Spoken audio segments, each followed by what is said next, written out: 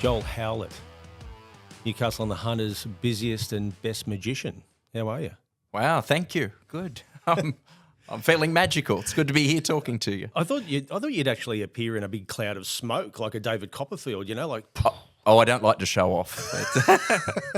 But you're a busy bloke. You're a man in demand, aren't you? On the weekend, God, you were a Dungog on Saturday. You were at the entrance on Sunday morning, then Madawi in the afternoon. How many gigs do you do a week? Well, it depends. I get very busy months like November, December, when all the work Christmas parties and things are happening and everyone wants shows all at once. And then there's slower times like February where people go back to work and school and functions ease off a little bit. So I guess it's like the musos. You take the work as it comes in because you never know how it's going to be spread out. But we've just finished a very busy run of school shows because in August there's Book Week in the schools. Yeah. And they're doing special assemblies and things, and magic's a good fit for that. I bet you the teachers would, want you to, make the kids disappear. Oh, the teachers are thrilled. They get to catch their breath for 40 minutes while the show's on, and the students are all entertained. So. But this is the thing, Joel. It seems like it feels like you're living your dream in regards to what you're doing, because it's like you're doing what you want to do, which is something that a lot of people don't get that chance. As corny as it sounds, yes, it is my dream, and it's something I'm so grateful to be doing. And all this started when I was 6 years old. I saw a magician perform and said, I want to be able to do that. So 2 decades of full-time magic, I feel so grateful.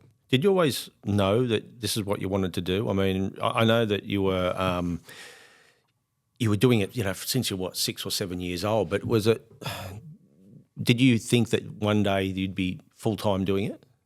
Yes, and I hadn't changed my mind since I was in primary school. So at the end of year 10, when I announced that I'd, leave school without doing the HSC and just go straight into full-time performing, nobody was surprised or shocked because that had been the plan all along. And to go back and be honest with you, I wasn't very sporty or academic at school. So when I started doing magic, people said, you're good at it. And I got encouragement. And I think that's a big part of why I stuck with it. What was it like at our family barbecues and functions? Were you the show? I was the entertainment, whether they wanted to see it or not. Poor relatives, they sat through my rehearsals, and my siblings too. They've had to pick a card, any card, many times. They're all very patient with me. I suppose that's a good crowd to have, because they'd be, I suppose, fairly, critical at times of your act. Oh, well, the early audiences were at kids' parties, and that's a very critical audience. The kids haven't learnt to be polite yet. They let you know exactly what they think of the show. And I was performing for them a lot of the time after they'd had a whole lot of cake and red drink, and the parents would say, go on, you entertain them for a while. So, I mean, is it tough too in your personal life? I mean, in regards to going out, the people that know that you're a magician, it's almost like a comedian. People expect people to tell jokes and be funny. They're always going, do some magic. I do get that. Yeah, I get that a lot. Do a magic trick for us, whatever. Actually, do a magic trick. Absolutely. Now, all right, let's do it. Okay, let's do something like this. With a short piece of rope and a long piece of rope. However, that's just what you think you see. With my words and my sleight of hand, I'll try and convince you that the short piece and the long piece are the same length. Now, here's the deal. They look the same, but the truth is they are not. Throw in a corny joke there for you. This is a slip knot because you can slip it down to there. Or we could even slip it all the way off and start again. This is a length of rope. And of course, magicians do the impossible. Let me show you something impossible now. Watch. Magic reminds us that anything is possible, even the impossible. Watch. Oh.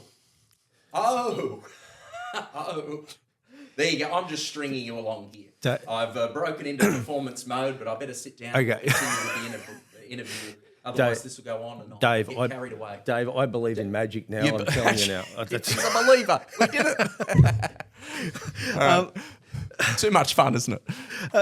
I mean, with something like that, I mean, Is it a case of getting going to a joke, to a toy shop and getting like a joke book and stuff like that, and from an early age, learning just the basics of magic? Yes, yeah. From an early age, learning the basics is a great way to put it. I bought every magic kit I could find, every book from the library that mentioned magic, I'd borrow it and read it.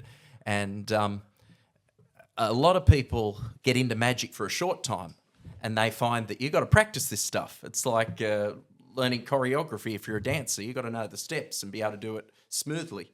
And a lot of times people take up the hobby for a little while and then get a bit frustrated and they realise, it's like juggling or music, or you've got to spend time to be good at it. Is it?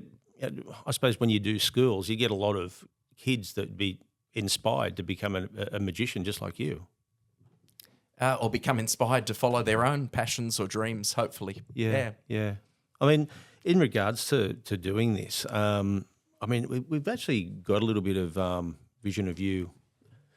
Not with a rope, but all these different things, just so people get a bit of a gist of what else you do.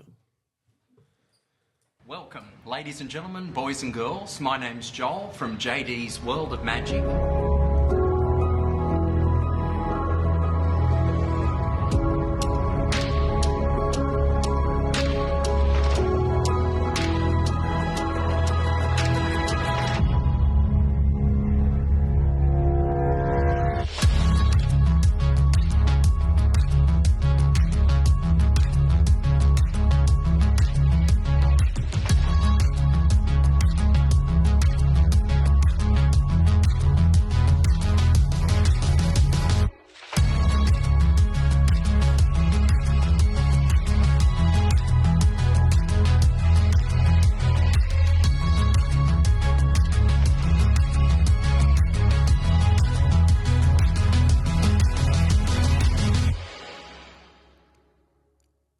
Do you, when you watch that, or not so much watch that, but I suppose there's times when you get video doing your stuff.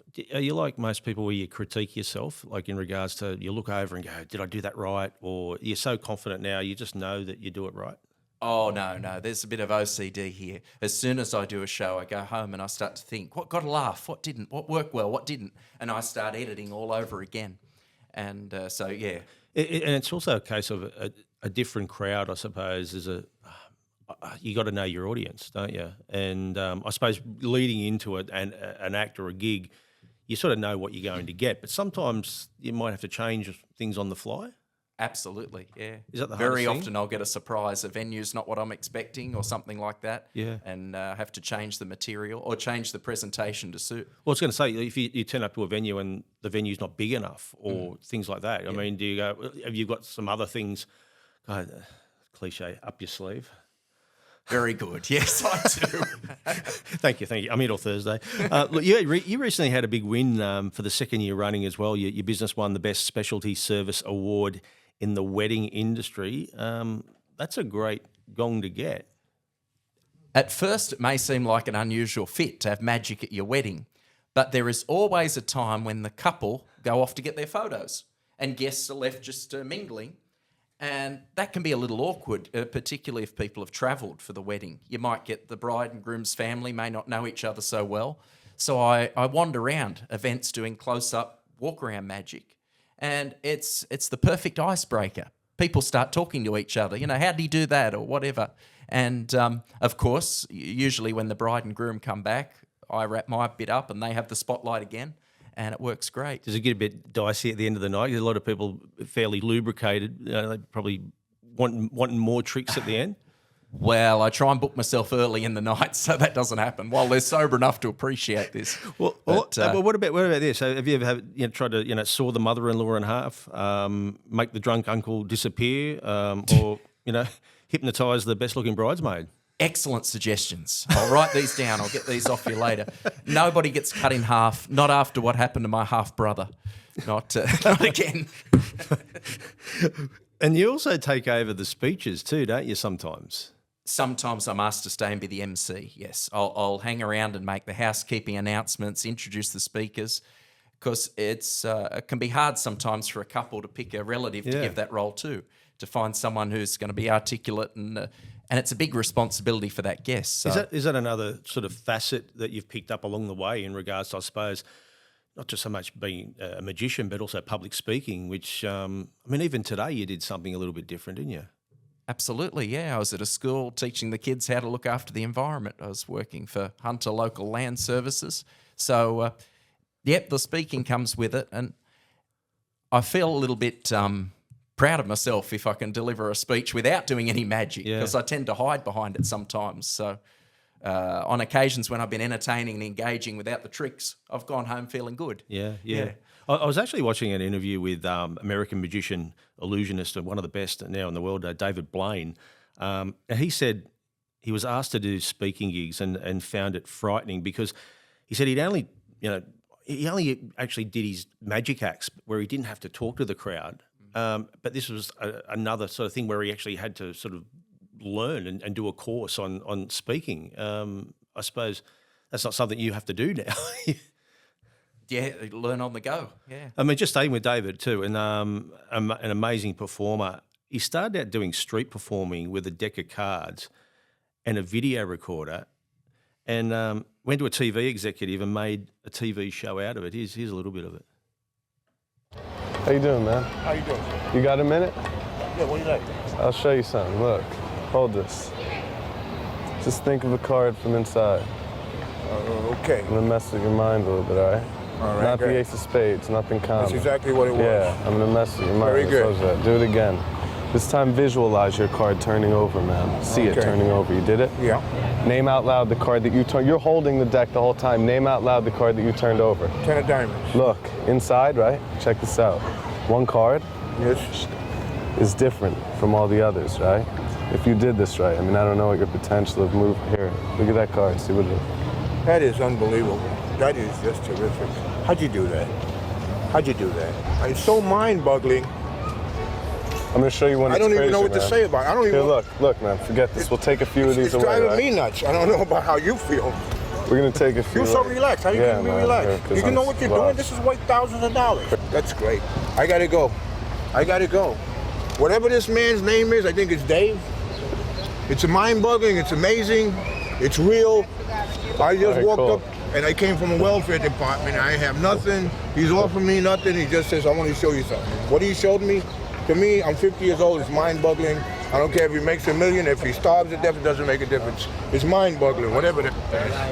But wasn't that was so simple, but so effective in regards to starting a career to where he is now? Because he's massive now, isn't he? Yeah, well, he was one of the first to do this street-style magic. Prior to him, magicians are up on stage. They were very flamboyant people who were always trying to fool you, whereas he took the magic out onto the street. And a big part of the entertainment value of something like that is the reactions from the people. Yeah. As the audience, we watch the reactions, and we know that guy in the clip, for example, is going to lose sleep over that. he's messed with him. I just find it incredible that he's done that off his own bat, filming it, because it was never done before in that sort of way. Went to a TV executive, the boss of the TV station, and this executive said, "Do that to me," and just wowed him and said, "Right, you've got a show." He said that right at the start it was a card trick that got him hooked. What got you hooked? A very similar story, seeing a magician perform and wanting to be able to do it too. Through school, I struggled a little bit. When I got to year 2, I had epilepsy, and I'd take these seizures. And to control the seizures, they gave me a drug called Epilum, which was great because it stopped the fits, but it made me like a zombie. As soon as I started taking these things, I couldn't concentrate. So simple things like learning how to tell the time became a struggle, and maths, and I was okay at English and drama, but maths and science in particular I really struggled with. But people said, "You're good at the magic," and I think that's a big part of it. I had caring school teachers who let me get up every week for show and tell and do my latest magic trick. And students were applauding and teachers were patting me on the back. And So he still got epilepsy now? Was it? it's a strange thing. They've told me I've grown out of it, and I'm not taking any medication for it now, and things are carrying on fine. Oh, brilliant. Yeah. Also, too, there was a Chris and Debbie Kelly, Ship of Fools. They're been around for a long, long time. Local legends. They've inspired you too. There they are. There. They're the people I saw first. So they did the trick. They were the ones performing in a shopping centre. Chris there was performing every day of the week, and I was there every day of the week watching him, sitting right up the front. Yeah. And at the end of the week, he taught me how to do a little coin trick, how to vanish a coin. So they're a big part. They're almost responsible for me doing this. They've been around the traps, haven't they? Oh, two? yeah. It's almost like, and I think they're clown doctors as well, aren't they? Like that's I tell you what, one tough gig, isn't it? Absolutely, yeah. Clown doctors. Chris has a Fat Elvis character he does at corporate events. I couldn't believe. I looked that up. And he was Fat Elvis when the Falcons played. That's right. Yes, there you go. There you go. That's him. And he was also remember with one of the first Newcastle Knights, Rusty. Yes. He was on the quad bike. That's it. Yeah. God, Yeah, I can't believe it. And you also too. You're on Hey Hey It's Saturday. When you're only 7. Now, I would love to have dug this up. You didn't find it, did you? I've looked high and low, mate. It's not on YouTube? I couldn't. That's a good thing. But tell us about that. I mean, that was because back then that was prime time, Saturday night, prime time entertainment, and you're 7 appearing on that. Yeah, everybody watched it. It's what you did. You watched Hey Hey. And this is going back to 97. I got a 7 off Red, which was unheard of because he was known for being very nasty to the people on there. But he was kind to the young magician, and that was big news. What was the trick? What do you remember the actual act? I took a Coke can and cut it into 3 pieces, put it back together and opened it, and cheers, drank it. Oh, perfect. Yeah. For 7, wow. Yeah. I mean, and then unexpectedly, a short time later, Coca-Cola sent me a whole lot of cans of Coke and a thank you note. But you could have morphed into something else there. I mean, that exposure on Hey Hey Saturday, that would have given you a real boost in regards to, I suppose, you come back to Newcastle and all of a sudden people started to know who you were. Yeah, and the same year the NBN telethon was on, so I was on television again. And after these couple of TV spots, which, as you say, everyone saw, I'd be asked, could you come and do our kids' party? Could you appear at the church fete or the school or whatever it was? So it's really been word of mouth since then, actually. And I think there was one where you were in front of a pharmacy in Charlestown. There you go. There you go. Look at that. Yeah. But I mean, to also just being in front of a crowd, learning to be, and maybe probably get hecklers from time to time. Do you ever get people sort of giving it to you, or they've always been respectful?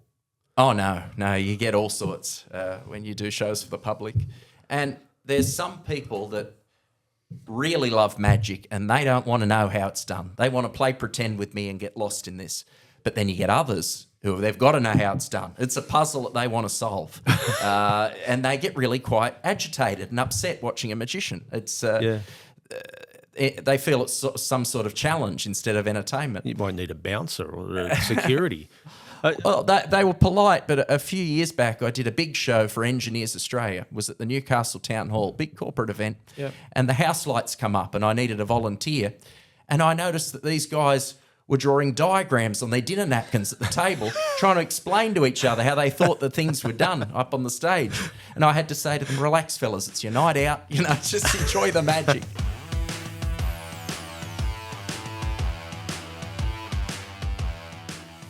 At Elk Architecture, we don't just design buildings, we shape the spaces where life happens. From concept to construction, our award-winning architects bring our vision to life with precision, passion, and purpose. Whether it's your dream home or your next big commercial project, trust Elk Architecture to build what matters most. Elk Architecture, designed for life, built for the future.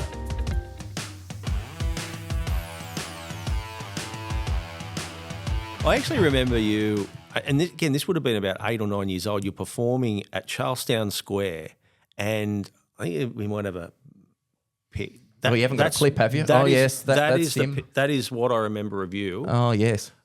And you did a gig at Charlestown Square. It was totally different back then. But I walked away, and I think you were with your parents, and it was almost like I thought, this kid that's all he wants to do. This is not just a thing, like a little hobby. Yeah. You were so into it, I thought, and I've never seen anything like it in regards to someone that's so passionate, especially at that age. Yes. Every Saturday at Charlestown Square, there used to be the Rowdy Rabbit Fun Show.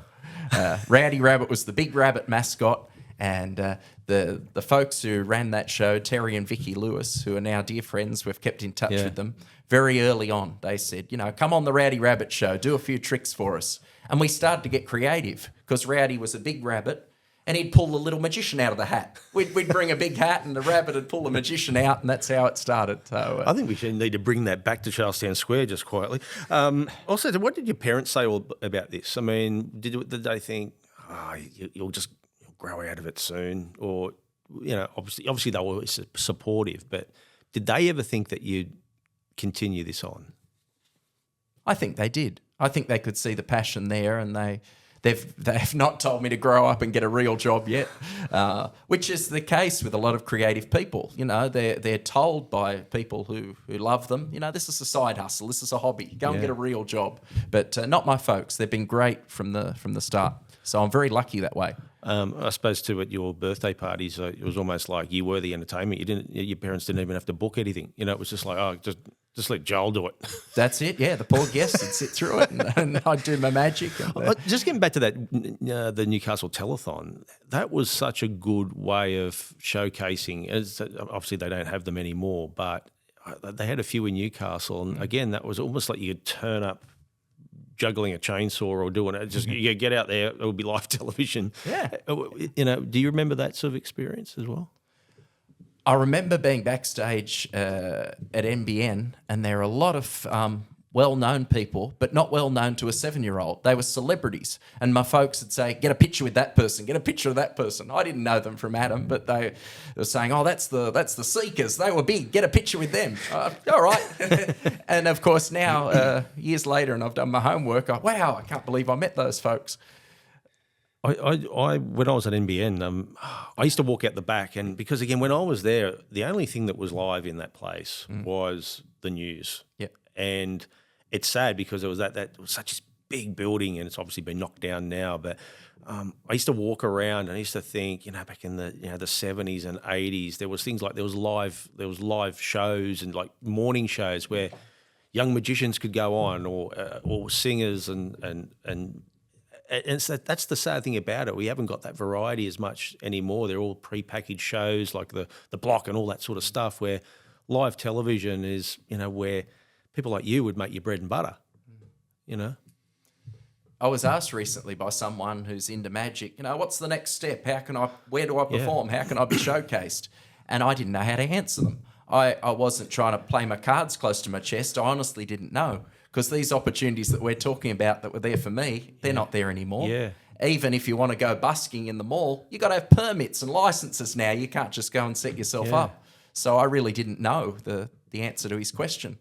Has it surprised you that you've been able to carve out this career in regards? Because again, it's opportunity. I suppose you've got to be on the front foot. You've got to be calling schools and clubs and pubs and obviously wedding function.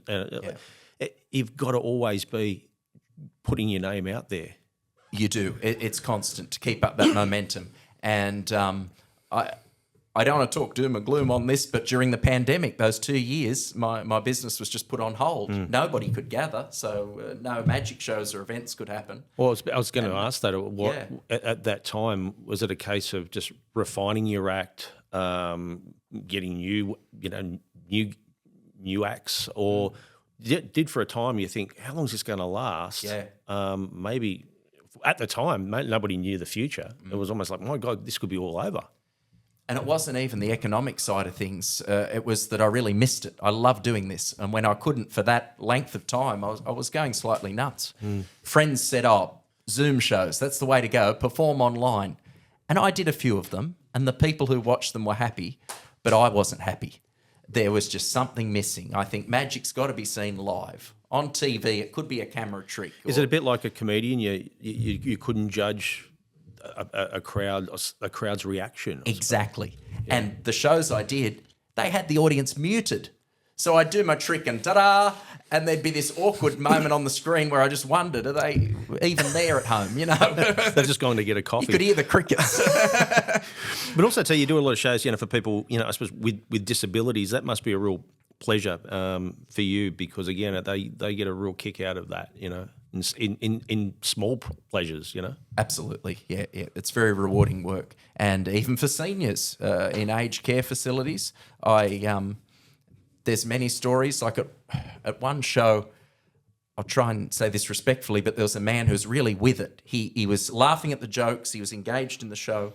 And at the end of the performance, he came up to me and said, have you got a business card? I'm one of the original members at one of the local clubs, which now has thousands of members. He was member 20-something. Yeah.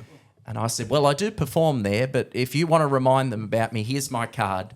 And I watched his frail hands put it in his wallet, and he started to talk to me for a long time. He told me about his family, his life, things that he'd done. And at the end of the conversation, he said, I'm one of the original members at this club. Have you got a business card that you can give me? And I said, you're not going to believe this. One has just appeared in your wallet. He pulled his wallet out and saw the card that he'd put in there earlier. And he said, oh, you're good. This is amazing. And he'd told the young nursing staff what he thought had happened. And my reputation at that place has just grown. And it was the only thing I could do without embarrassing him too. At least you don't have to put on a dress like Wayne Rogers does at the nursing home, when we did a couple of weeks ago.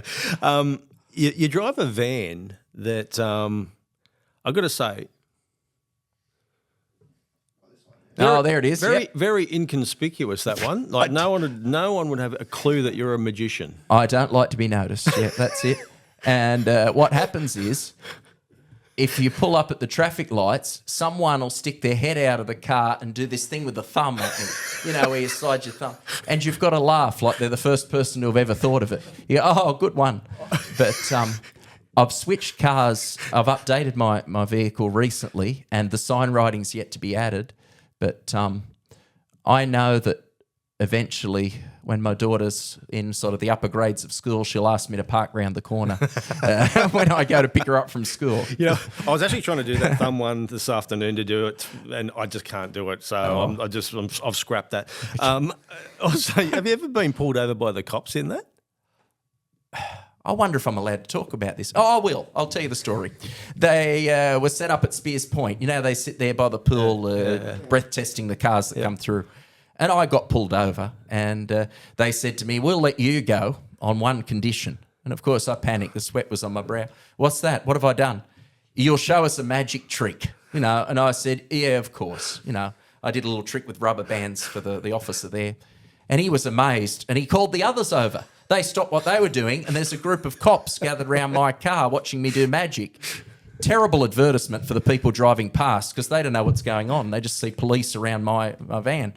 And he said, oh, that was very impressive. I'll take a card and hang it up at the station. Well, we'll spread the word about you. So I'm probably still up there with all the criminals, my card on the notice board. Well, if you went to court, you could just say you didn't see the speed sign because of all the smoke and mirrors.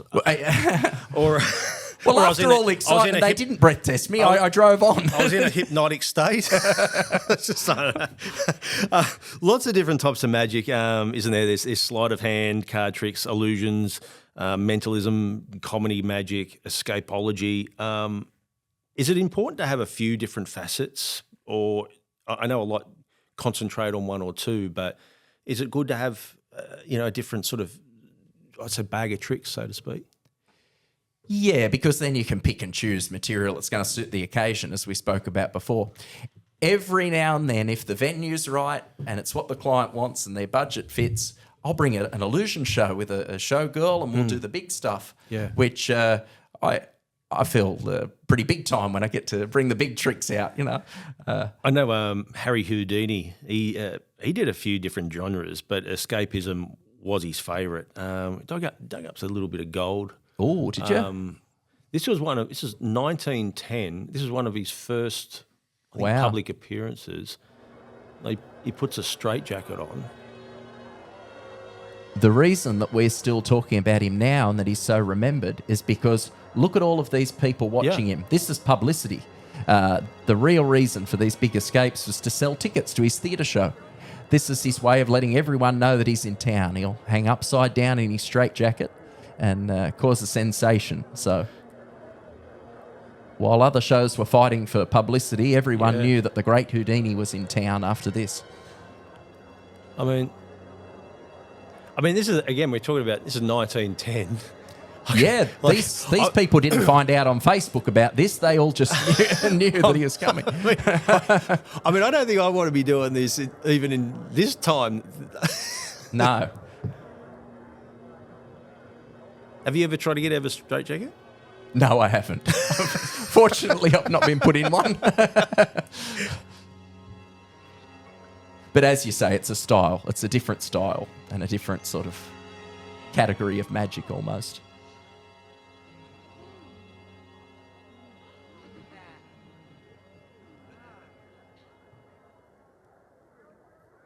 Wow.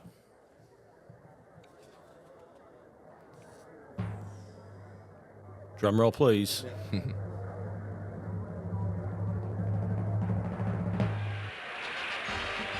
There you go. Round of applause. Great Houdini's escape. They're not clapping, they're just going, what the hell was that? Yes, they're stunned. Yeah, mate, I reckon you could reinvent that out the front of the town hall in Newcastle. That'd be brilliant. Oh, I won't promise that. But also, too, I hear, Teller from the famous Penn and Teller, he said when you get to see a performance, you want to see an envy factor. What you expect from a magician is something that astounds you and seems to contradict the laws of the universe. Is that your thoughts on that? Yeah, that card trick that David Blaine did where the thought of card was reversed in the pack, that guy will go away thinking, did he really read my mind? You start to question, what's really going on here? What are they up to? I mean, Penn and Teller's another couple that have really reinvented, magic, I suppose, in a way, on a big scale. I mean, even that Fool Us, the show where, people come and try and fool them. And in a way, it's a great publicity for people that go, wow, I'd really like to do that. Is that something, I mean, as a kid, you would have loved to have seen more shows like that? Oh, yeah. Penn and Teller have been at the top for so long. It's amazing. And they've still got their nightly show in Las Vegas, as well as the Fool Us stuff that we see on TV.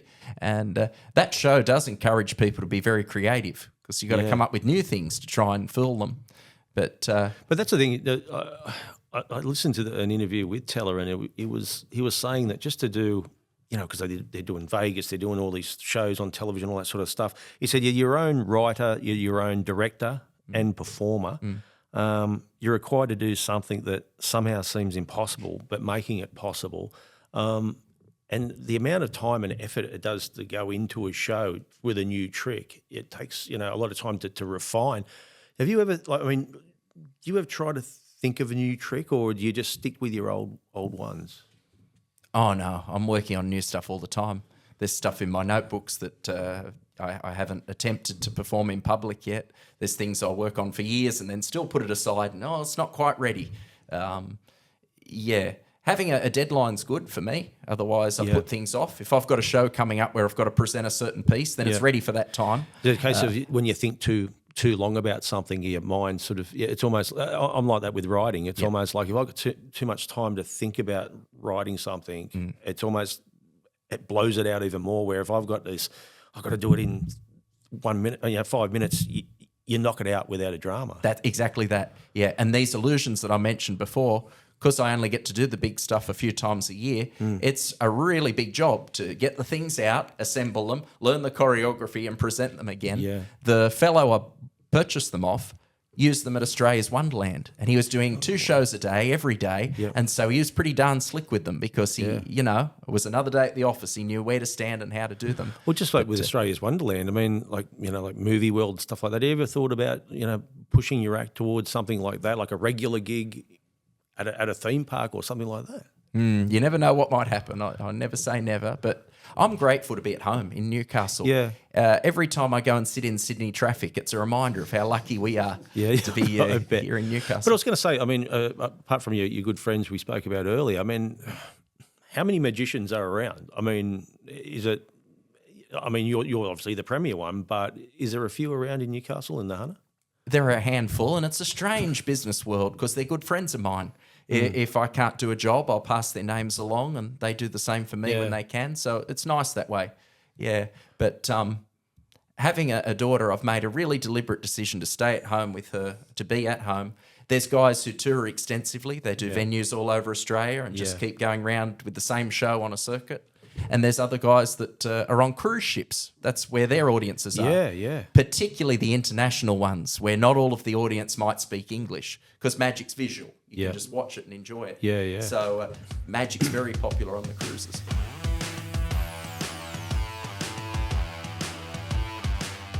This isn't just a gym, it's where limits get broken. A place where community comes together, sweat turns into strength, and every drop is progress. No excuses, no egos, just results. Join Fitstop Newcastle today, a start to a better you.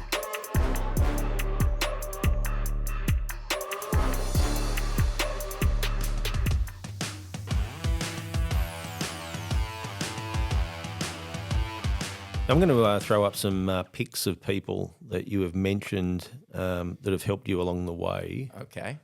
And mentors. Shin Lim.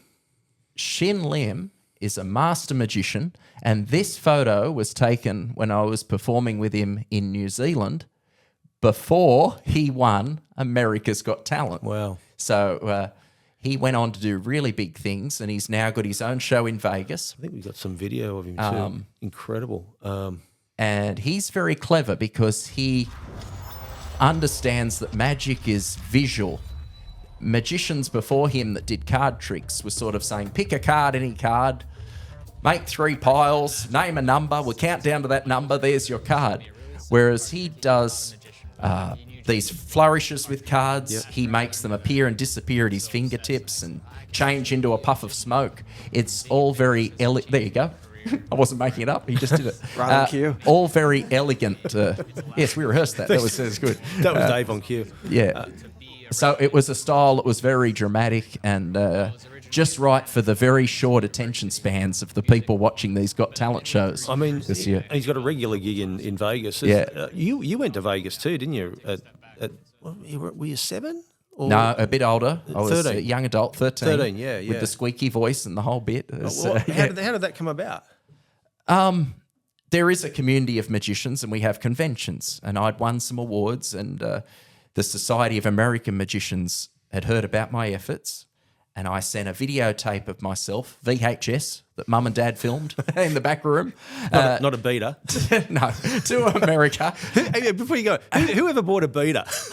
Honestly, you're the biggest loser in the street if you had the beta. Because anyway, keep going. Yes, and they liked my VHS and they invited me over to perform in Vegas. And this was big news. The Today Show television crew recorded it. They sent people over and it was filmed, televised here. And it was actually an important thing for me because when I returned home, agencies, speakers bureaus and others that might have seen me as a kid doing some tricks took me seriously. I was someone you could book. And that helped for publicity. Yeah. Another fellow by the name of Paul Daniels. There you go. Oh, everybody in the UK knew him. He had his own television series for many years. 15 years on the BBC. Wow. That's a fair stint. Where was that pick at? That was also in New Zealand. I'd won an award for the stage competition. He was the person who was presenting it. And I got to see him perform 3 nights in a row because he did 2 shows for the general public plus 1 for the magicians who were attending the convention. Wow. And he's just outstanding. Now, Paul Daniels, he died in 2016, aged 77. Wow. Here's a tribute that the BBC did on their news service on that day. And it's just been announced that the television magician, TV personality and entertainer Paul Daniels has died. He was 77 and had been diagnosed with a brain tumour a short time ago. He had his own magic show on the BBC, which ran for 15 years. Well, with me is our entertainment correspondent, Lizo Mazimbo. And Lizo, Paul Daniels, I mean, he really was a man with a magic touch. Absolutely. There were people out there who were great magicians.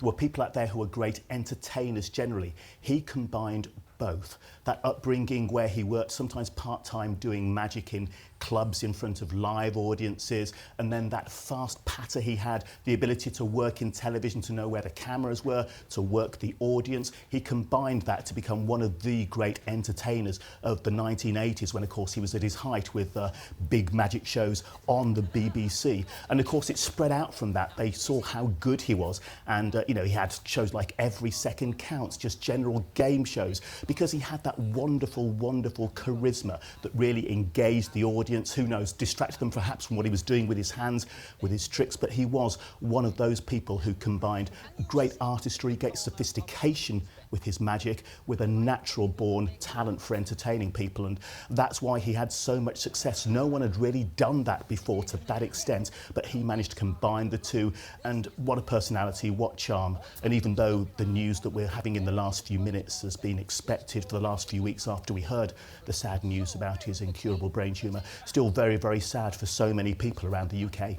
Big star here in the UK, but around So the world, real, actually, he was well real known as well, survivor wasn't he? in the industry, isn't he? For someone that age that was still been doing it all that time, And to still be doing it so well and be so sharp. He it probably said in that clip there, but he started performing in the working men's clubs of England, and he told me that they were very rough venues to try and you know. So before the television career, he did the working men's club circuit, and I'm sure that's where he learnt to be so likeable and charming. So he could win over any audience. were you still being a magician when you're 77?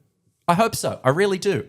There was a magician in Newcastle, old Uncle Rex Sinclair, who in his 90s, he'd go and do magic shows for people. And he was still great. He still had the twinkle in his eye and still very sharp. And he'd say to me, I'm going to entertain the old people today. And he'd go to seniors' homes where they're all younger than him. And he'd do his magic show. And What would you be doing if you weren't a magician? Have you ever thought about that? Oh, I'd run away and join the circus. I'd be doing something like that. I'm sure I'd be performing up on stage somewhere, being creative. Yeah. Yeah. Also, too, this next pick is a real good story. Rick Thomas, Another world's legend. best illusionist. Where'd you meet him there? So that was that trip to Vegas that we were talking about. Oh, wow. Yep, I went to his show, and this is after the show when he had all the time in the world to speak to me. Lots of encouraging words. He said, follow your dreams. He got photos with myself, with all my siblings, with my folks.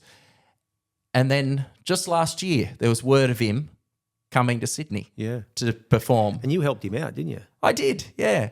The folks who were putting his show together contacted me and said, can Rick borrow your doves? There's quarantine rules. You can't bring doves from America into Australia.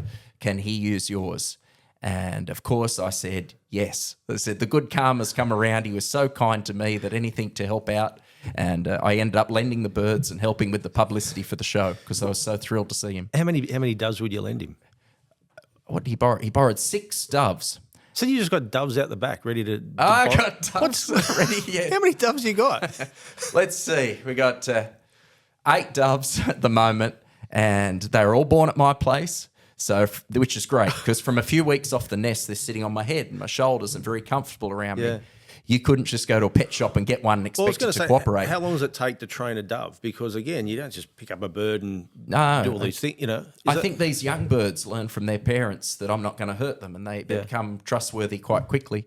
But you never know. There's that saying, don't work with children and animals. I'm silly enough to do both. When you lent those doves to Rick Thomas, were you like going, don't stuff up here, this is Rick? Yeah, when he was producing them, I was sitting there thinking, don't fly off, don't fly off, because everyone knew who was responsible. Because I did a show myself in Sydney. It was a week of shows at a shopping centre, 2 shows a day. Yeah.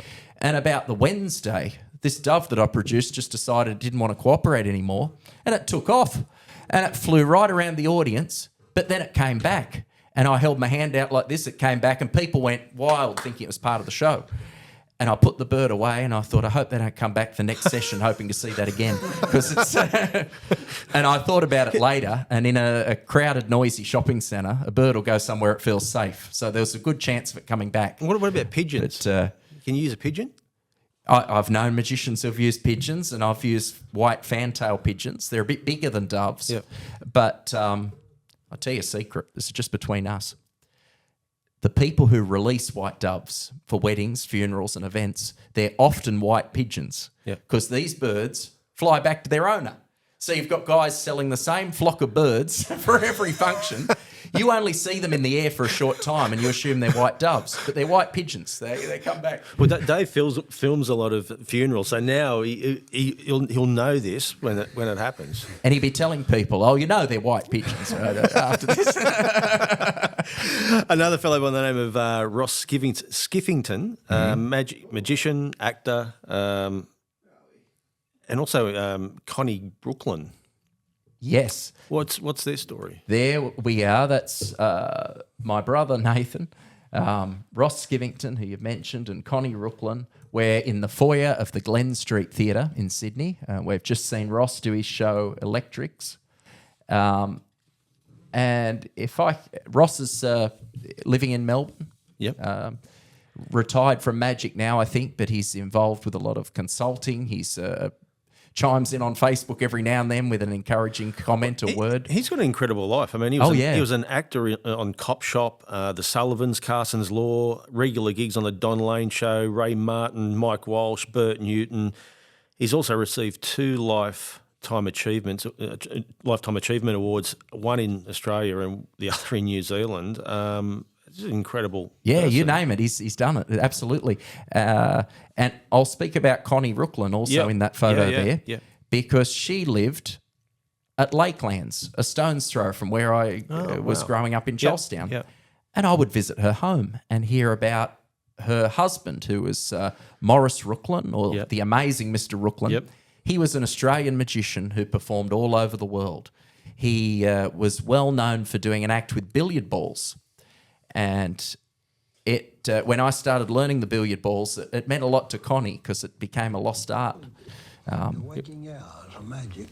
I practiced 12, 14, 16 hours a day. Sometimes I would practice all day and right through the night to the dawn. Maurice Brooklyn has sawn through hundreds of women. This footage shot by an amateur cameraman through during a hundreds of tour women. of New Zealand. A piece of timber was cut to prove the saw was real, then the victim hypnotised and put through the saw without a scratch. But his look at this most piece of dangerous equipment trick was there for one which cutting through a almost killed lady. him, That's just one catching thing in the bullets show. with He his had teeth. 7 train Everyone carriages was full of invited equipment. to bring along their own 303 rifle bullets and fire them at him. It was a depression year, so you had to No, come I'm up not with trying something that either, sensational no. to pack a theatre. And the night after I was wounded on stage, you couldn't buy a seat in the theatre. It was... People came to see me get killed. So what's the secret? How do you catch a bullet in your teeth? How do I do it? Oh, I do it very well, but I wouldn't do it again, I assure you. Today, Maurice Brooklyn's Wurrunga home is a museum. Some of his prized trophies are these ones, which he won for being named world's greatest manipulator at an International Magicians Congress in Vienna. He won the sleight of hand and manipulation contest against 560 competitors from 27 countries. The routine of multiplying billiard balls helped him to take out the World Championship.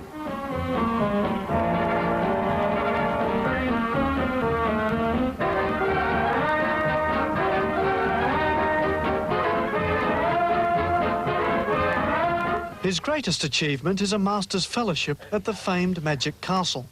Maurice Brooklyn is retired, but he hasn't lost any of that magician's charm. Hocus pocus, open your hand. 1, 2, 3.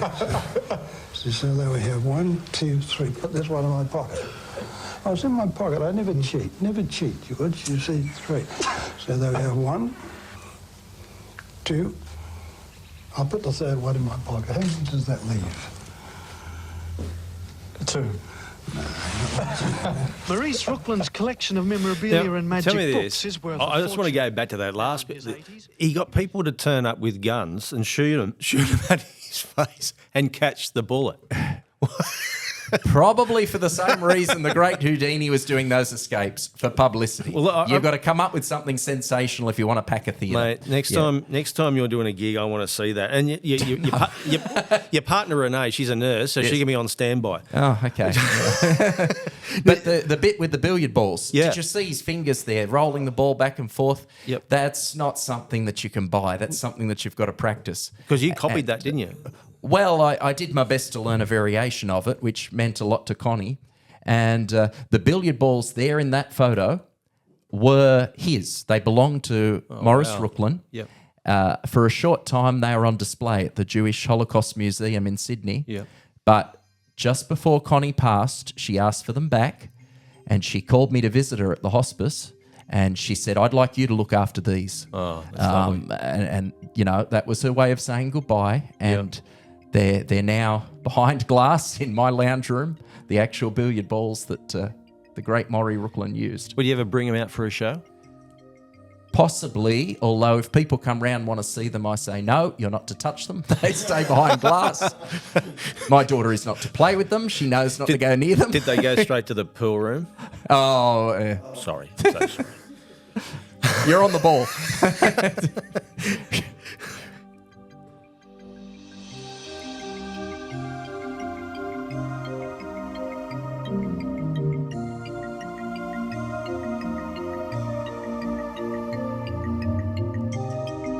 As there's more and more technology with AI and everything that's happening, these things become more impressive because people understand that he's doing something clever with his hands. It's not something that's achieved by any sort of technology. I suppose in a way, what you just mentioned then, every podcast we always seem to bring up AI. And you're seeing things online now where you go, oh, that's not real. But I suppose that's going to keep you in a job in regards to this is the real deal. Yeah, we do it live.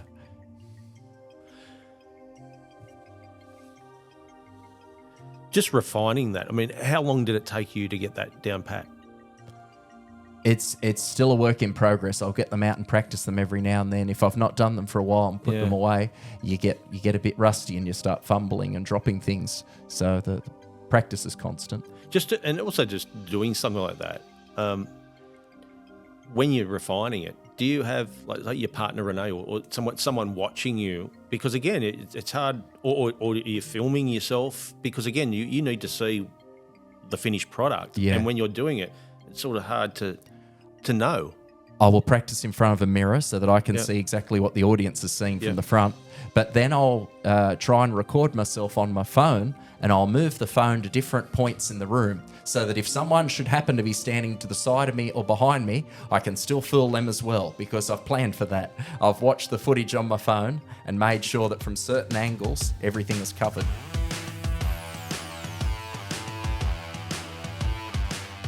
Tired of missing out on the best properties? Stop searching, start winning. At Optimum Buyers Agency, we work for you, not the seller. We negotiate harder, we move faster, we find the homes others don't. Off-market deals, smart strategy, real results. Whether it's your first home or your forever home, we make it happen.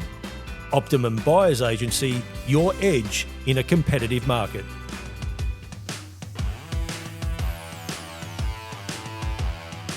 I know that you magicians, you love to pull a rabbit out of the hat.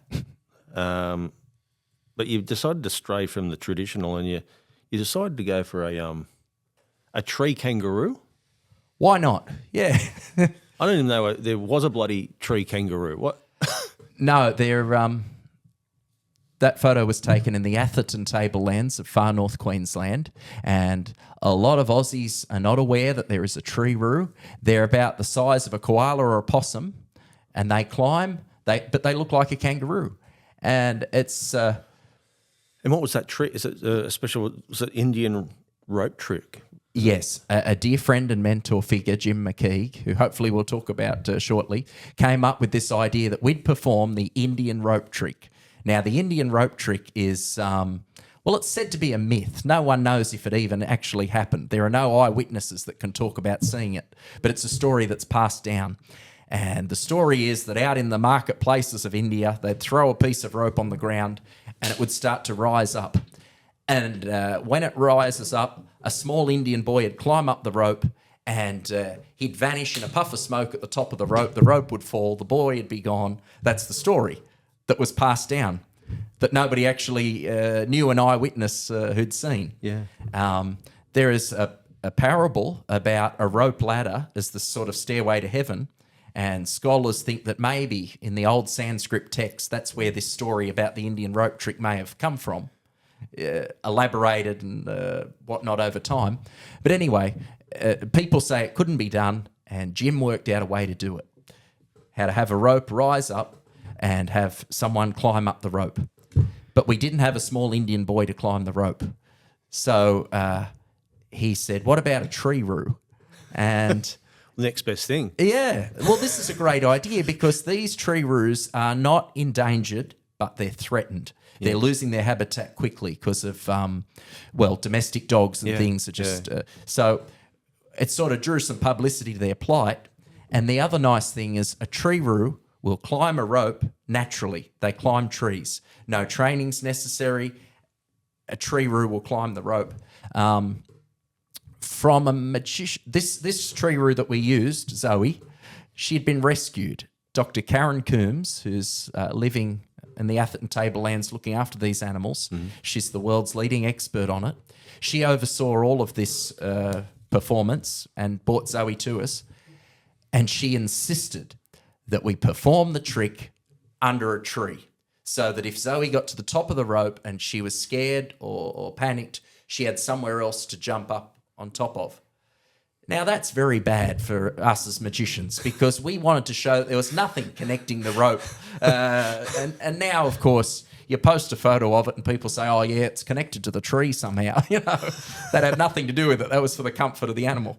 But anyway, we got the photos, we got the footage. We did the Indian rope trick with a tree roo. Very unique. Wow. Yeah. Wow. Do you ever stuff up an act much in regards to like I suppose when you make a mistake, it's there for all to see, or can you quickly recover, or what do you do? Many times things haven't gone to plan. Yeah. But fortunately, with magic, the audience don't know where you're going to take them. So I can hide a lot of mistakes before people know that it was a mistake and not meant to happen. If a singer hits a bad note or something, even if you're not musical, you can hear it. Yeah. Or if a dance is out of step. But with magic, we've got a good advantage that people don't know what's supposed to happen. So we can get away with a lot. Tell me about the time you had to do a Christmas show for a coal company, and Santa didn't deliver. Yes. I don't know the ages that are watching this, so let me tell the story carefully so I don't spoil the magic. Go for it. Okay. Yes, a coal company came to me and said, this year we want you to make Santa Claus appear. He comes to their Christmas party, it was at the big racetrack, sometimes by helicopter, sometimes by motorbike. Someone at the company had said, we need him to appear by magic. There's a local magician, and they contacted me many months before Christmas. And I said, well, that's difficult because in the middle of a field, the audience up on the grandstand, it's very hard to sneak Santa into anywhere because, we're surrounded by people. It's outdoors in broad daylight.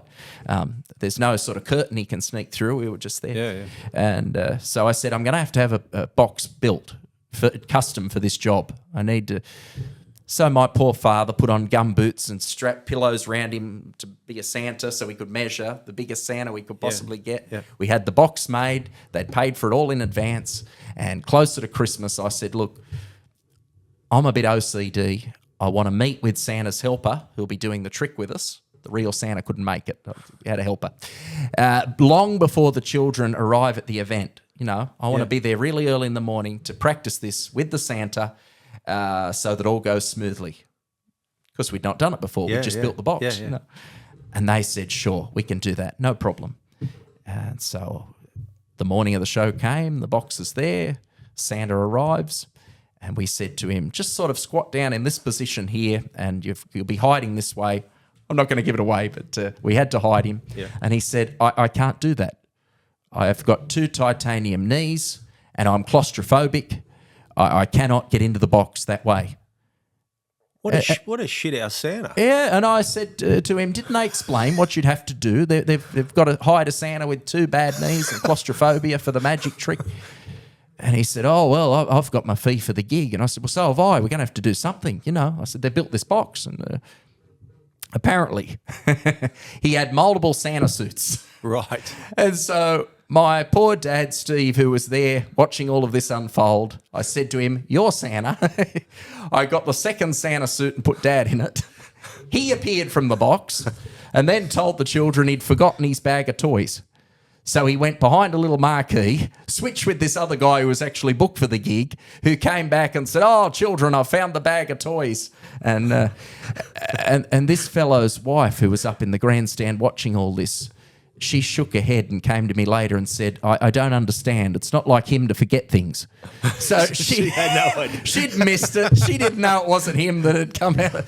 And my dad was trying to copy what the guy looked like, and he had a bit of a limp because the guy had a bit of a limp, you know. Wow. So now when you do Christmas shows, you've got to really case out whether the Santa's any good or not before you even go. Yes.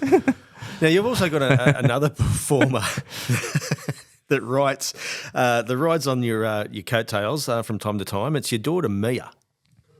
Oh, yes, there she is. Is she the showstopper? She'll steal the show if she's helping out, yeah. We're very close. She came along in the year 2020, which is the couple of years I couldn't work. She was born. So I was stay-at-home dad. My partner Renee and I swapped roles. She's a nurse. Yeah. There was no shortage of work for them. Yeah, so yeah. she went straight back to work after Mia was born, and I got to be a stay-at-home dad, which is a luxury a lot of dads don't get. I'm very grateful that happened. There's some. I think we got a few more pics up. There you go. Wow. Yes. You're surprised that she wants to be a part of this, or it sounds like looks like she's having a time of her life. Yes, she's a natural performer. She loves being part of it, and right now I don't tell her how everything's done. I want her to play along and believe it's magic for as long as possible. It's a good thing you're not pushing her into this. No. Actually, as amazing as it sounds, we're not. We'll just see what happens down the road. If she wants to do something else, we'll encourage her interests, and that's how it'll go. Well, you can hypnotise her and say, when she gets a bit older, and say, clean your room, and all of a sudden, that sounds good. I mean, like, you've also got another Mia, but this one's your assistant that you mentioned earlier that only comes on for the big acts. Yes. How long has she been doing it with you for? A few years now, and again, we met by accident. We were both booked to appear at a big variety show at the Bankstown Sports Club, and we were just chatting in the wings before we had to walk out and entertain the crowd. And she said, my name is Mia, and I said, I've got a daughter, Mia, and that's how I remembered her. And my assistant, who was booked to do the show with me at a theatre, damaged her ankle. Nothing to do with me. She had an accident separate to the magic show. And I was stuck and didn't have an assistant. And as creepy as it sounds, I looked up this Mia on Facebook. I'd remembered her from the Bankstown Sports Club show. And I sent her a note and said, would you come and be the magician's assistant in this theatre show? Yeah. And she's only 18, so her and her folks came to my place for the rehearsals, and she was a natural. I was going to say, is it hard to teach an assistant? Well, she looked comfortable on stage, which is a big part of it, because she danced in a Stedfords and musical theatre shows and all sorts of things. So getting up on stage was no problem. And she had all the costumes from different projects. She said, which do you want me to wear? I've got all of this, which suits the magic show. So I'm very proud that we have a showgirl in the act, and it's all very tastefully done. She looks glamorous. Yeah, Have you ever tried to saw her in half? No, she hasn't, but she's appeared and she's disappeared. She's escaped from a bag. We've put handcuffs and a bag over, and like that she's got out. And I reassured her dad when they came round for the rehearsals. I said, it's no problem. I'm just going to tie her up. No problem. You see a pattern forming here. I just want people to get sawn in half. I think it's fascinating. But back to my Mia, I'm a very proud dad. And on Facebook, I put a big heading, my best magic trick yet. And I have photos of my daughter, little gallery. And somebody wrote in the comments, we know how you did it. You love your sleight of hand card tricks, but are illusions the hardest to pull off? They are for me because I'm not as practiced at them. It's whatever you get used to. Yeah. But the fact that you know, how many big shows would you do where you would use Mia? So it's a case of you're not performing them as much. Yeah. Is that a worry sometimes? It is a worry because I've got my regular routines that I can almost do in my sleep. Yeah. But getting to these illusions, there's a bit of pressure, but that's a good thing. The pressure, I love having a goal and something to work towards. Yeah. Having them does make the show play a bit bigger.